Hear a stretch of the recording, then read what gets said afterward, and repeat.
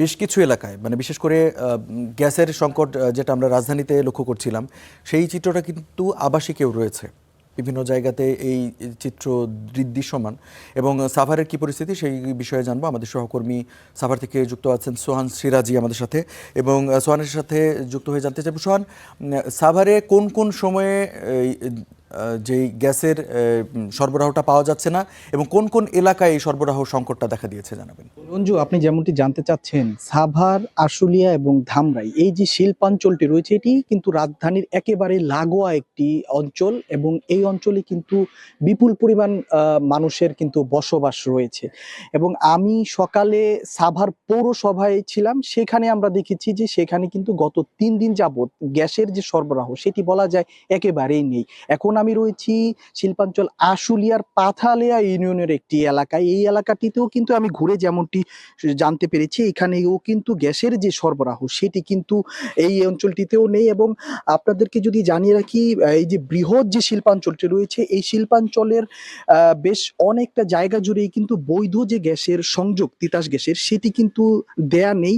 কিন্তু যেই কয়টি অঞ্চলে এই গ্যাসের সংযোগটি রয়েছে সেই অঞ্চলগুলোতে দীর্ঘদিন যাবৎ কিন্তু গ্যাসের যে সংকট সেটি কিন্তু রয়েছে।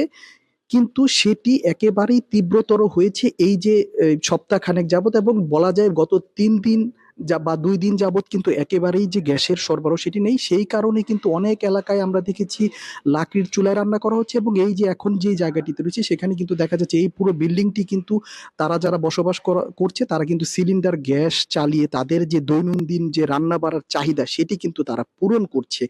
এবং এই যে একটি বলা যায় যে সংকট, সেই বিষয়টি নিয়ে আমরা এই সাভার অঞ্চলের যারা তিতাস গ্যাস কর্তৃপক্ষ রয়েছে তাদের সাথে আমরা যখন কথা বলেছি, তারা আমাদেরকে জানিয়েছে যে আহ, এই যে বর্ষাকালটি রয়েছে এই বর্ষাকালটিতে এমনিতেই গ্যাসের চাপ তারা সংকটে থাকে। এর পাশাপাশি কিছু যান্ত্রিক ত্রুটির কারণে তাদের এই সময়টাতে তাদের বর্তমানে গ্যাসের যে চাহিদা অনুযায়ী যে গ্যাসের সরবরাহ সেটি তারা করতে পারছে না। তবে তারা আশ্বাস দিচ্ছেন যে অতি দ্রুততম সময়ের মধ্যে তারা এই সংকট যেটি রয়েছে সেটি নিরসন করবে। আরেকটি বিষয় আপনাদেরকে জানিয়ে রাখি যে এই যে গ্যাস সংকট, সেই গ্যাস সংকটে অতিষ্ঠ হয়ে সাভার পৌর এলাকাবাসী কিন্তু গত 4 দিন আগে সাভারের যে তিতাস গ্যাস অফিস রয়েছে সেই অফিস কিন্তু অনেকটা বলা যায় যে অবরুদ্ধ করে রেখেছে, এবং সেখানে গিয়ে তারা কিন্তু বিক্ষোভ কর্মসূচি চালিয়েছে। এবং সেখানকার যিনি দায়িত্বরত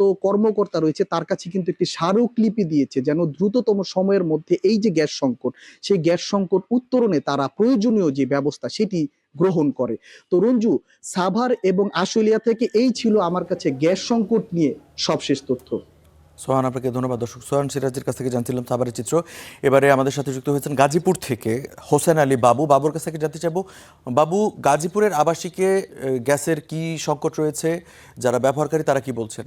রঞ্জু, গাজীপুরে কিন্তু যে আবাসিক বাসাগুলো রয়েছে সেখানে কিন্তু সকাল থেকেই আসলে গ্যাসের সংকট রয়েছে। আমরা যতটুকু তথ্য নিয়েছি, যেটি হচ্ছে যে গাজীপুর চৌরাস্তার যে আশেপাশে যে আবাসিক এলাকাগুলো রয়েছে সেই যে এলাকাগুলো কিন্তু আসলে সকাল থেকেই গ্যাসের তীব্র সংকট। আসলে সেক্ষেত্রে আসলে যে রান্না বান্না কার্যক্রম সেটি কিন্তু একেবারেই বন্ধ রয়েছে। বন্ধ থাকার কারণে আসলে তারা অনেকটাই তাদের ব্যাঘাত হচ্ছে। তার পাশাপাশি যদি বলি শিল্প কারখানার কথা, আসলে গাজীপুরে ইন্ডাস্ট্রিয়াল জোন, সেই ক্ষেত্রে আসলে শিল্প কারখানায় কিন্তু সকাল থেকে গ্যাসের সংকট রয়েছে। সেই গ্যাসের সংকট থাকার কারণে অনেক শিল্প কারখানায় আসলে উৎপাদন কার্যক্রম সেটি কিন্তু আসলে বন্ধ রয়েছে। আসলে যারা শ্রমিকরা এই শিল্প কারখানায় যাচ্ছেন তারা কিন্তু আসলে অলস সময় কাটাচ্ছেন। আরেকটি বিষয় জানিয়ে রাখি, যেসব গ্যাসের পাম্প গুলো রয়েছে গ্যাসের পাম্প গুলোতে আমরা যতটুকু জানতে পেরেছি আসলে গতকাল রাত থেকে আসলে দীর্ঘ সারি দীর্ঘ লাইন, আসলে গ্যাসের চাপ না থাকার কারণে সেক্ষেত্রে আসলে অনেক গাড়িগুলো আসলে গ্যাস নিতে পারছে না। গ্যাস সেখানে কিন্তু তাদের দীর্ঘ সময় অপেক্ষা করতে হচ্ছে।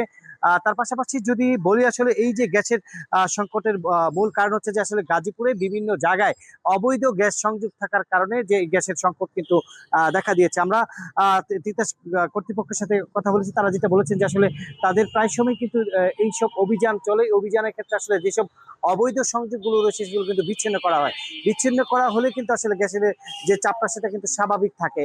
কিন্তু যখন পরবর্তীতে আবার যখন এইসব অবৈধ সংযোগ আবার চালু করা হয় এবং অবৈধ সংযোগ দেওয়া হয়, তখন কিন্তু আসলে আবারও গাজীপুরে কিন্তু এই গ্যাসের সংকট কিন্তু দেখা দেয়। আমরা যেটা দেখছি যে আসলে বিভিন্ন যে ঘনবসতি এলাকাগুলো রয়েছে সেই সব জায়গাতে কিন্তু আসলে গ্যাসের তীব্র সংকট। সেই বিকল্প হিসেবে তারা কিন্তু আসলে আপনার লাকড়ির চুলা দিয়ে তারা রান্না করতে হচ্ছে, এবং যে সিলিন্ডার গ্যাস, সেই সিলিন্ডার গ্যাস সংগ্রহ করে তাদের রান্না করতে হচ্ছে। সেক্ষেত্রে তারা কিন্তু বলছেন যে আসলে এই যে সিলিন্ডার গ্যাসের দাম বাড়ার কারণে সেখানেও কিন্তু তাদের সিলিন্ডার গ্যাস কিনতে বাড়তি টাকা গুনতে হচ্ছে, এবং যে বাসাবাড়ির যে গ্যাস সেখানেও কিন্তু বাসাবাড়ি কিন্তু মাস শেষে একটি বিল তাদেরকে দিতে হচ্ছে।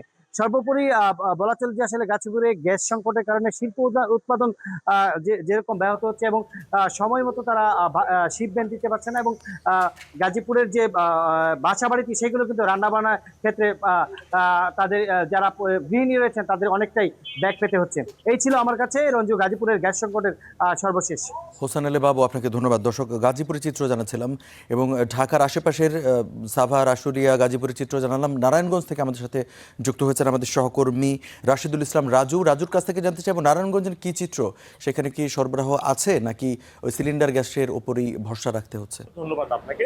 মূলত নারায়ণগঞ্জেরও একই অবস্থা। নারায়ণগঞ্জে বিভিন্ন স্থানে খোঁজ নিয়ে যেমনটা জানা গেছে যে গতকাল থেকেই বিভিন্ন স্থানে গ্যাসের সংকট রয়েছে, গ্যাসের চাপ একেবারে কম বললে চলে। বিশেষ করে আমি এখন যে স্থানটি রয়েছে এটি হচ্ছে ঢাকা চট্টগ্রাম মহাসড়কের পাশেই একটি সিএনজি ফিলিং স্টেশনে। এখানে এসে আমরা যেমনটা জানতে পেরেছি যে গতকাল থেকে গ্যাসের চাপ কম রয়েছে, বিশেষ করে আজ সকাল থেকে একেবারে নেই বললেই চলে। এর ফলে দেখা গেছে এই ফিলিং স্টেশনটিতে সকাল থেকে যানবাহনের দীর্ঘ সারি লক্ষ্য করা গেছে।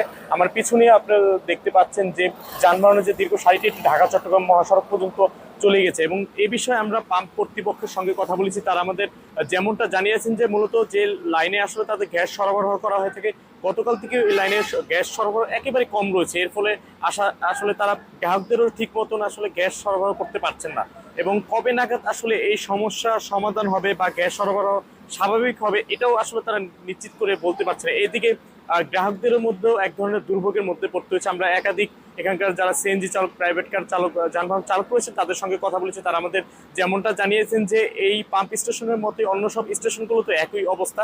তারা আসলে যেখানে আসলে খুব কম সময় তারা গ্যাস পেয়ে গেলেও গত দুদিন ধরে তাদের গ্যাস পেতে আসলে অনেক দুর্ভোগের শিকার হতে হচ্ছে, এবং কোথাও কোথাও কোনো পাম্পে আসলে গ্যাস মিললেও আসলে গ্যাসের চাপ একেবারে কম থাকার কারণে তাদেরকে দীর্ঘক্ষণ আসলে পাম্পে অপেক্ষা করতে হচ্ছে। আসলে এর ফলে তাদের যে আসলে আসলে দীর্ঘ আসলে ভোগান্তিটা আসলে কবে নাগাদ আসলে শেষ হবে এটা নিয়েও আসলে তারা ক্ষোভ প্রকাশ করেছেন।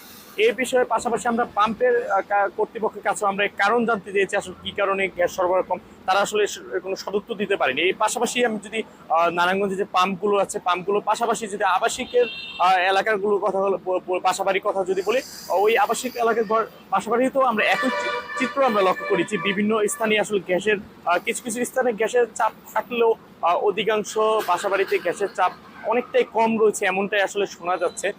পাশাপাশি এ নিয়ে আসলে চালকদের মধ্যে আসলে এক ধরনের আতঙ্ক ছড়িয়ে পড়েছে।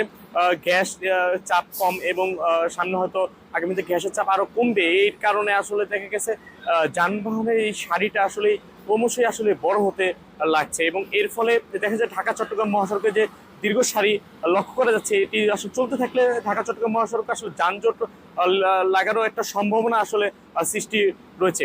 এদিকে আসলে পাম্প কর্তৃপক্ষ তারা আশা করছেন যদি তাদের যে গ্যাস সরবরাহ লাইনে গ্যাস সরবরাহ যদি ঠিক হয়ে যায় তাহলে তারা গ্রাহকদের আসলে ঠিক মতোই তারা গ্যাস দিতে পারবেন, এবং তাদেরও আসলে এর ফলে এখন বর্তমান যে হিমশিম অবস্থা আসলে হচ্ছে যে গ্যাস সরবরাহ করতে, এটিও আসলে অনেকটাই দূর হবে।